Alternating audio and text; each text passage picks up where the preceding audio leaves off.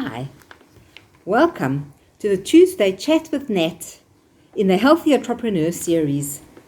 Today we're going to focus on some of the terms you have probably heard of but don't know what they mean. So, welcome to the ketogenic diet. Before we get started, if you could please take a moment to subscribe to our channel and to take a moment to look at the link in the description below where you will find details of the latest issue of the Entrepreneur Life Show magazine. Let's get started with today's show. There are many terms we use in keto that we take for granted, but sound like a foreign language to those who are not on this journey yet. So I thought it would be a good idea today to discuss some of those terms. I want to thank my coach, Dr. Eric Berg, who explains things so beautifully to us in our course. Ketogenic, or keto as it's normally called, is a term for a low-carb diet. The first term we're going to talk about, of course, is ketosis, where the word keto from the keto diet comes from. Ketosis is the condition of running the body on fat fuel and not on sugar fuel. This means that instead of using sugar or glucose for energy, the body burns fat. The process of burning fat is called ketosis. Fat is turned into ketones in the liver.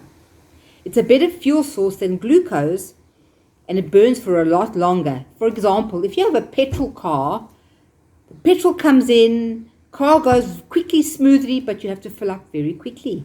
If you have a car with diesel, like the heavy cars, heavy vehicles in America or SUVs in South Africa and the rest of the world, it takes a lot longer for the fuel to be processed in the car, and we only have to fill up once a month. Well, it's the same expression as if a long-term runner says, I've hit the wall, which means they have used up their energy sources very quickly. But for those runners or long-term cyclists who hit the wall, they do that normally at the end of the run because they have so much more energy stored in their body. Ketosis is therefore a metabolic state in which your body uses fat for fuel instead of glucose. To get into ketosis, one has to drop the amount of carbs one eats and not, as many people think, to keep on eating tons and tons of fat.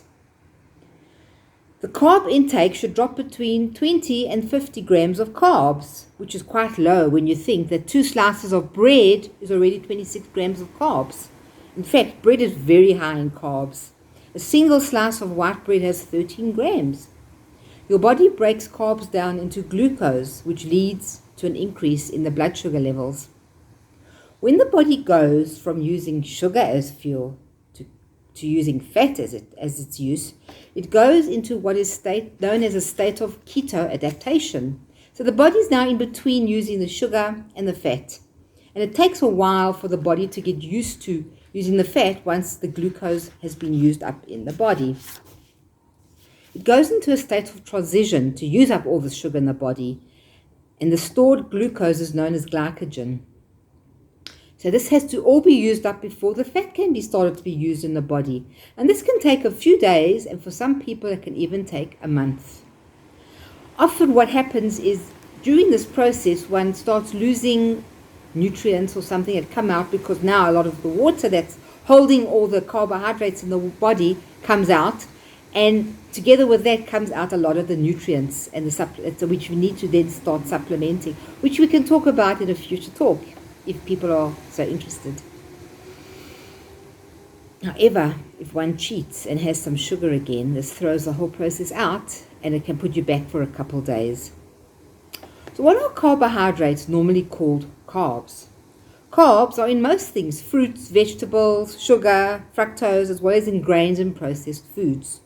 What most of us don't realize is we only need 1 teaspoon of sugar for our bodies a day, which our livers can make very easily.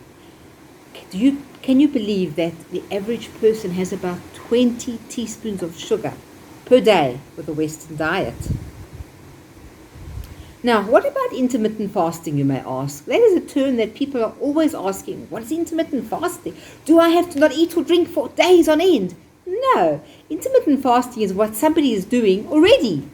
If you have your last meal at night before you go to bed and you wake up in the morning, you haven't been eating for quite a few hours, that is already intermittent fasting. So you have already started doing intermittent fasting. It's not a new thing for your body. We should only be eating maximum 3 times a day, and that's not including snacks, which we don't have. So it's 3 meals a day, which is 3 times a day. So the time in between each meal is called intermittent fasting. Some people only have 2 meals a day and some have just the 1. I have 2 meals a day unless I'm really hungry, and then we have 3 meals a day. So the main rule for keto is eat when you're hungry and stop when you're full. It's not to say, 8 o'clock breakfast, 1 o'clock lunch, 6 o'clock supper. Doesn't work that way. It's not regimented on time. It's regimented on whether you are feeling hungry or not. We don't normally have to eat more than 3 times a day, as I mentioned earlier. And intermittent fasting is actually very good for the body. By going for long periods between meals, it increases the growth hormones, i.e. the anti-aging hormones, and we all want to look younger, so that helps with that dramatically. It also stops us from making insulin all the time, because every time we eat, we're spiking insulin. Not eating for 18 hours is also a brilliant thing, and it's called autophagy. It helps with clearing out all the dead cells, damaged cells, recycle old protein in the body, in the cells, and clear out things that are not so pleasant in the cells, and reprocess the cells again. Intermittent fasting works very well with ketogenic way of eating. However, if one eats junk food, it creates stress and strain on the brain.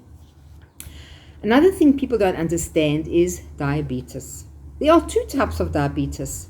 Type 1 was previously known as juvenile diabetes, and type 2 was previously known as adult onset diabetes. Unfortunately, nowadays, both types of diabetes are prevalent amongst all ages of people. Both have high sugar and high insulin. Type 1 because the insulin is injected because the body is not making the insulin. And if you're having a Western diet, you're going to need a lot of insulin. And if you are type 2, it means your body is not able to process the insulin, and that means your body is also having too much insulin in the body.